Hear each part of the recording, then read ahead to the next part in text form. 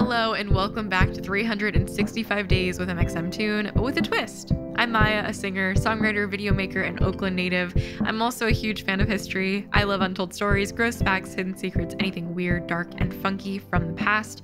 This month, we have some very special episodes. Each week, one of my friends is going to be taking over the podcast to share their favorite deep cuts with you, and this week's host is singer, streamer, gamer, Tessa Violet. Take it away, Tessa.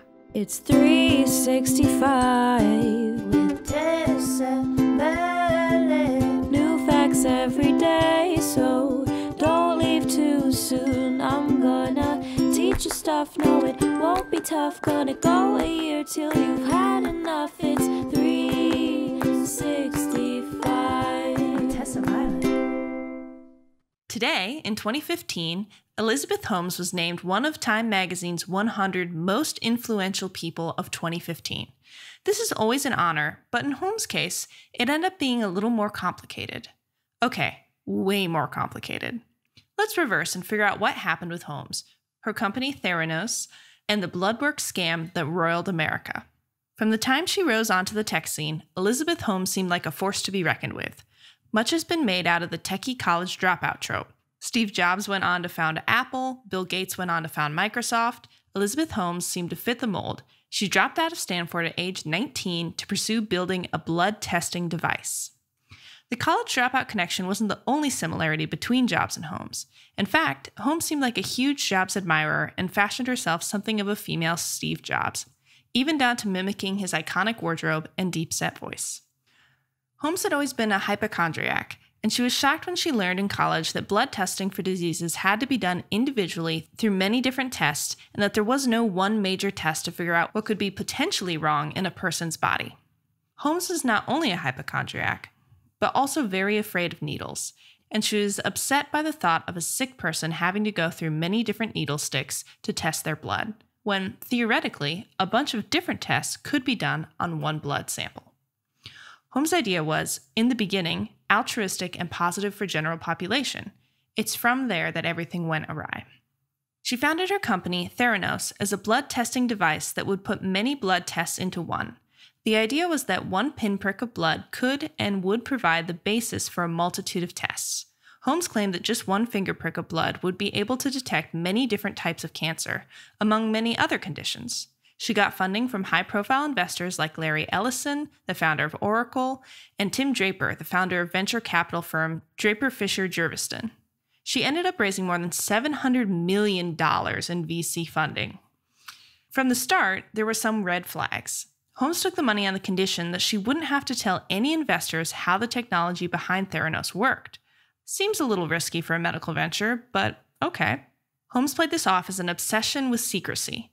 But over time, it became clear that that was perhaps not the only motivation.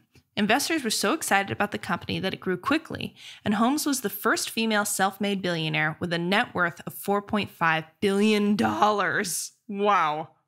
As Holmes and Theranos grew in renown, healthcare companies began to want to partner with them. Capital Blue Cross, Cleveland Clinic, Safeway, and Walgreens all made deals with Theranos to use the blood testing device in their practices and stores. The problem was, the product that Holmes promised her investors didn't work. In the end, the idea she proposed wasn't even possible.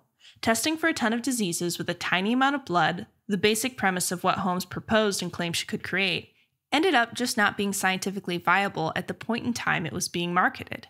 Not only that, it wasn't a situation where Holmes really believed her product worked and was blind to its failures. She'd known for a long time that her product didn't really work and chose to ignore the evidence, pushing forward with lies and gaining more investors.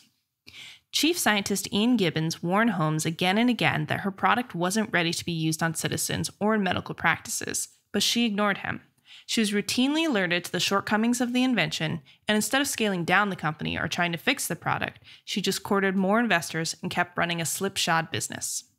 Finally, in 2015, after she'd already been named one of the most influential people of the year, the FDA began investigating Theranos for fraud, and the investors found major inaccuracies in the tests that Theranos was using on patients.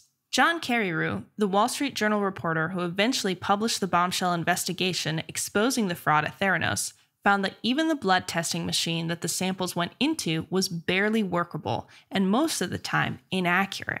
As if fraud weren't enough, Her assistants kept track of when employees arrived and left, creating an atmosphere of intense surveillance and paranoia. Anyone had to sign a non-disclosure agreement before entering the building, and security guards escorted visitors everywhere, even to the bathroom. Holmes and her company were charged with massive fraud, but she hasn't officially gone on trial yet. It's been delayed for a variety of reasons, most recently because of the coronavirus pandemic and because Holmes became pregnant. Times Magazine wasn't the only institution to be played for Boo Boo the Fool when Theranos was exposed as a fraud. The company had such illustrious investors and board members as Rupert Murdoch, the Walton family, Bill Clinton, James Mathis, and 2 U.S. senators, and several CEOs of prominent companies. Let this be a lesson to everyone. Make sure that your blood testing device works before you invest millions. Today in 2018, Kendrick Lamar became the first rapper to win the Pulitzer Prize for music. He received it for his album Damn. Lamar wasn't just the first rapper to win the prize, he was also the first musician of any genre other than jazz or classical. The Pulitzer Board called Damn a virtuosic song collection, unified by its vernacular authenticity and rhythmic dynamism that offers affecting vignettes capturing the complexity of modern African American life. The honor for Lamar followed in the vein of hip-hop and rap musicians finally getting recognition for their contributions to the music community, like LL Cool J becoming the first rapper to garner Kennedy Center honors and Jay-Z as the first rapper to be included in the Songwriters Hall of Fame. He's the first to be included in the Songwriters Hall of Fame? That's crazy!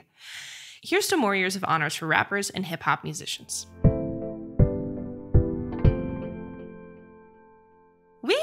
Okay, y'all, let's whip out my phone. Let's see this Tessa fact.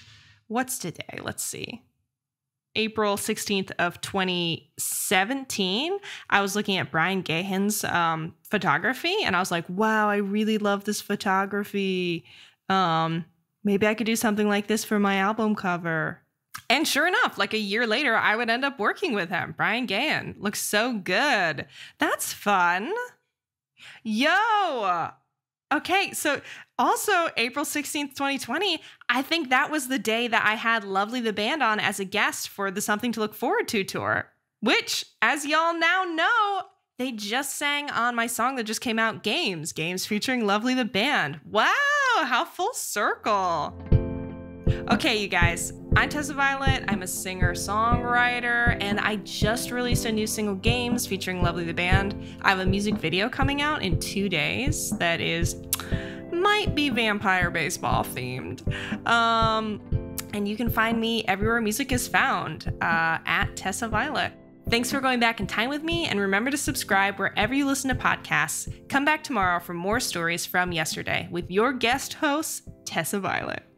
It's 365 with Tessa Violet. New facts every day, so don't leave too soon. I'm gonna teach you stuff, no it won't be tough. Gonna go a year till you